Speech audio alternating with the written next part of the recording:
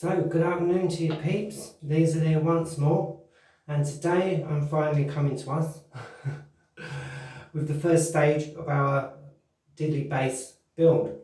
So, no waffle and straight in on this one. Now, we are crammed into the hallway here, so yeah, I won't be on camera much because I really wanted to bring you this in a way and present it in a way that you could see what was going on. It's been a while since we kind of ran through stuff. Yes, but if you've been around for a while on the channel, and over the last, probably 8 years, I've done several of these, and I know many of us have, but it's all good revision, so straight in, and less from me. Right, so basically, to give it a very quick run through, I've decided to have this part of the box at the front. So that might seem like the back really because it slides open that way, but that will be a lot easier, believe me, with this slidey lid when it comes to fit things. I will explain that later, and I still haven't 100% decided exactly how we're going to assemble this yet, but that's the beauty of the diddly bow, isn't it? And we know there are no rules. Absolutely. Also, this part is actually thicker. You see where we have this little recessed conduit thingy, which I think will be better to receive the business end or the rear part of the neck, because basically however we do the saddle, that's going to be thicker wood, it'll be stronger, it'll take the pressure. Yeah, it just makes sense to me. So hopefully that makes sense to you. I have done some of the boring bits, like the measurements, as you can see, because you don't really need to see 20 minutes, 25 minutes of me measuring and squaring things.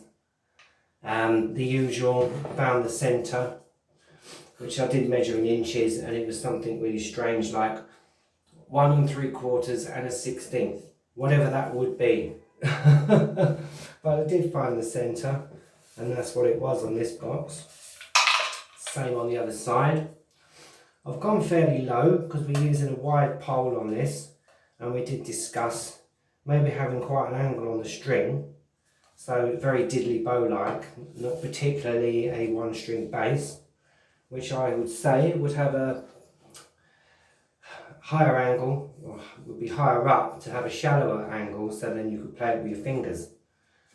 Anyway, hopefully that makes sense. But I think the best thing is just to crack on with it. So I'm going to start at the side, where we're going to put our nice dobro sound hole. Somewhere about there. Which I did think was probably about the best place to have it. Just checking that everything is as we want it. Yeah. So let's go in. Now, as luck would have it, I have this, which I think is it says it on here, 50 millimetre,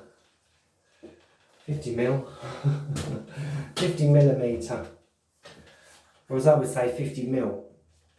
Yeah, you may notice that anyone from within about a 50-mile radius of London, England, we do have a rare vernacular where a double L sound we do tend to pronounce almost like a W. So instead of mil, it's mil. But you used to be by now. Yeah, unlike closed captions, which seems to really struggle.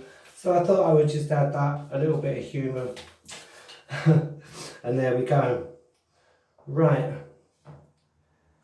As hopefully we are all over 18 on here, I say go by your own safety recommendations that you are over 18. If not, then you do exactly what your caregiver tells you, okay? Or parent or supervisor of an adult age and nature. Not like Liesel, in other words. But here we go anyway. So, yeah, as luck would have it, the dobro piece is also 50 mil. So, hopefully we're going to get a nice tight fit. And I do mention safety because there's no, I mean, you could clamp this to the bench, I don't have any clamps long enough really, so I'm going to do it this way. Yeah. Which is the way I would normally do it anyway, to be quite honest with you. It is tricky when filming sometimes to be able to keep it visible. So anyway, this makes one heck of a loud noise. So I will give you a second because it's very loud. It's a good old-fashioned plug-in drill. I don't like battery drills for a variety of reasons. I think they take a lot of electric to charge. The batteries themselves are quite unwholesome, as is fairly common knowledge, due to sort of the materials with which they're made. So I prefer just the old-fashioned thing where you plug it into the wall. But that's me, and we all have our own preference. So, mind your ears, and in we go. Now, before we do actually, I think with this, it might be better, as I've said before, and as I have learned from other cigar box builders, to start with the drill actually in reverse and just give it gentle pressure, which does tend to cause less ripping of the box. And well, let's just give it a go, shall we? So very gently in reverse.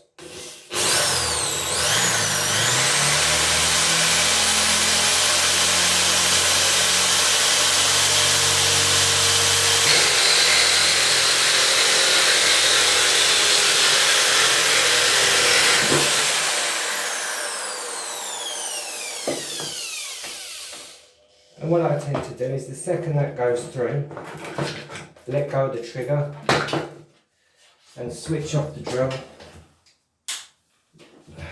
There you go.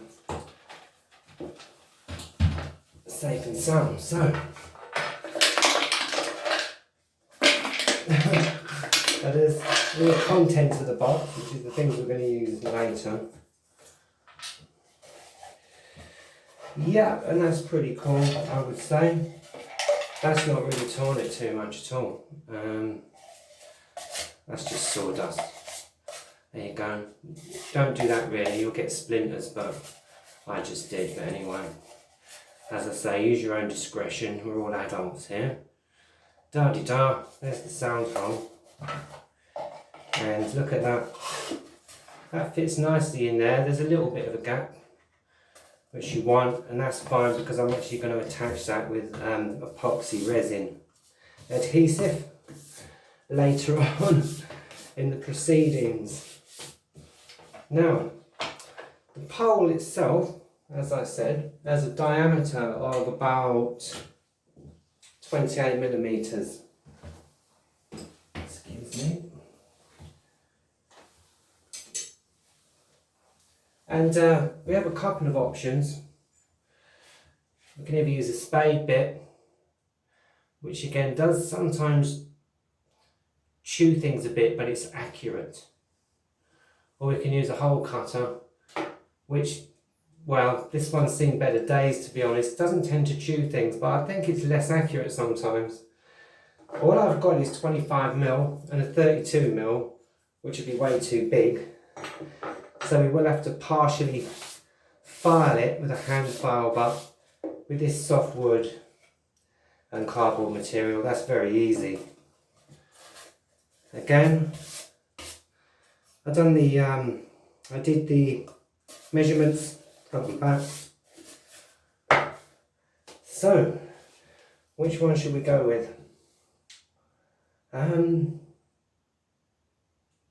really can't decide. I think I might try with the hole cutter first. Yeah, so grab the drill. It's switched off, so we're not going to accidentally power it in our hands. Yeah, and we'll try the hole cutter, I think.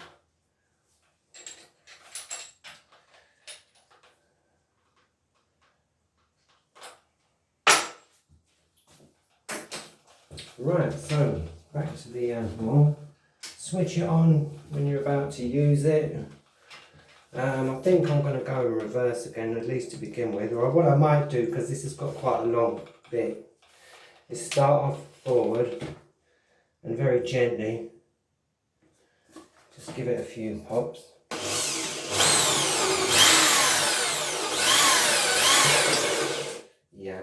go backwards.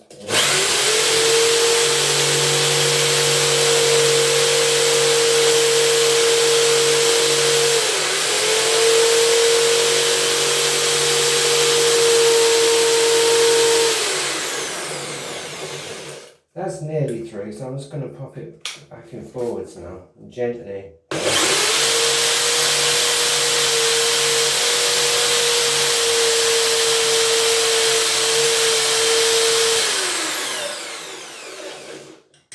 see how we're doing. That is quite deep actually, deeper than I thought, wasn't it? Yeah, but we're nearly there.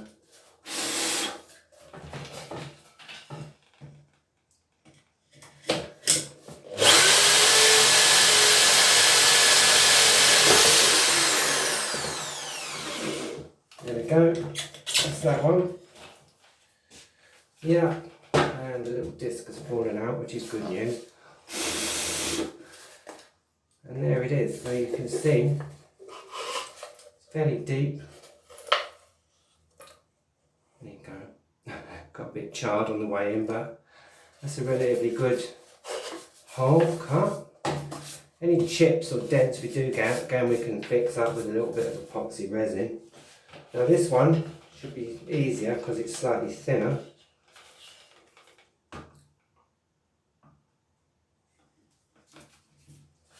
And away we go. So I will start actually forward this time. Pop her in reverse.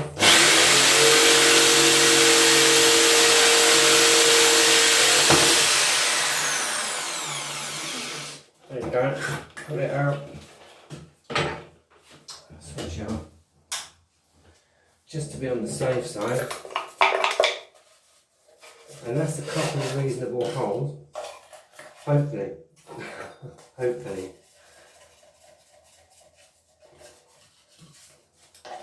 And like I say, we're going to have to file this a bit because I didn't have the right size bit. In fact, I've never found one that size. I'm sure there are, but I've not come across them. But as I say, it's not really a problem just to file that out and you get a nice tight fit then. So this, do excuse me, but as you know, lots of sawdust flies around. We'll eventually go through here anyway, once we've filed it. And I'll show you that in the next video. But that'll go through there, giving us the neck, etc. We've got the aperture for the sound hole piece. And there it is really for the body part. We'll go on to the neck. So, I won't do a lot in this video on the neck, but I will go over one or two points that we've done before basically and introduce one or two things that you may or may not know about, which can save you a lot of bother, as I would say. So, in a previous video I did highlight this little device, homemade. You can buy these, but you're better off making one yourself, because the ones you buy are pretty flimsy and they cost silly money. But this is a bench hook. So you can see it's just two pieces of wood. One there, across a flat piece. That's slightly higher than that piece. And I made this in about 5 minutes. And it hooks on your bench, as the name will suggest. But that's beauty, because then anything you've got like a piece of doweling, I will just move the drill for the sake of safety or not.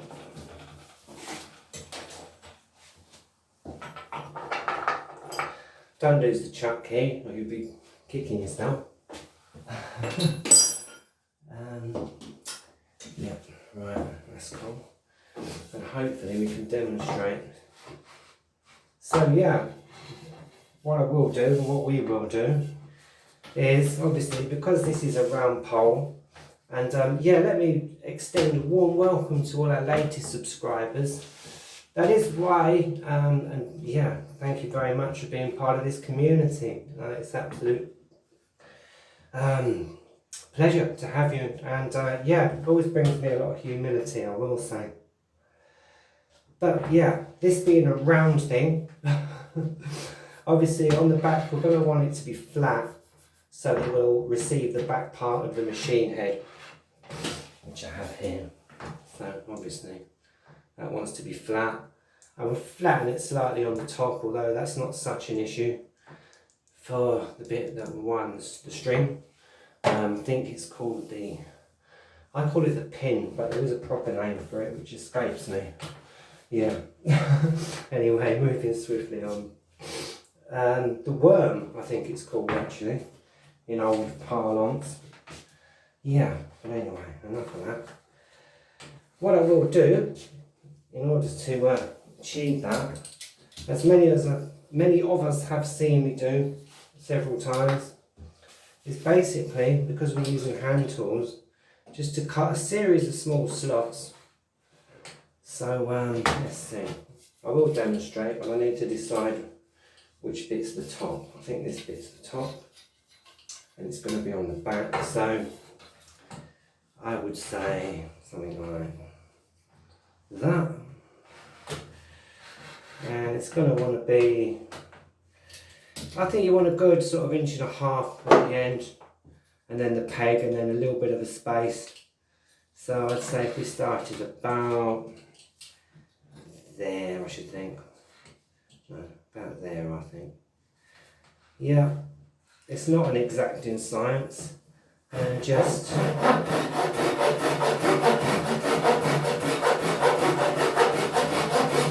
make a series of little cuts. I'll just demonstrate one or two.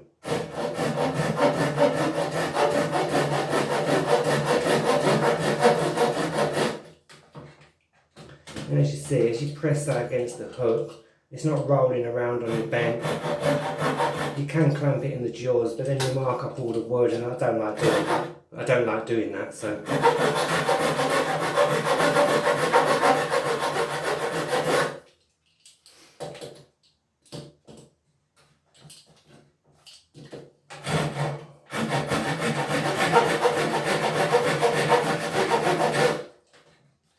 So I'll just do it very roughly to show anyone new who hasn't seen it. And also because I don't know how deep you want to go yet either. It's one of those things, but you can see there all these little slots that are cut. When we get those to the right depth, it's easy then just to go in with a chisel and pop them out. I think it looks like those dominoes toppling, you know, where one hits it and then they all go. And do excuse the half decorated hallway still, peeps.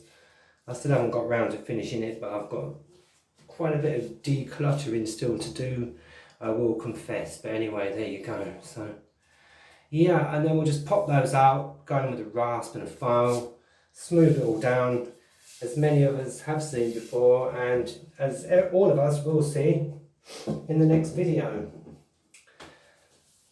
So that's basically it for this video. The only other thing I would mention is I was thinking maybe of having this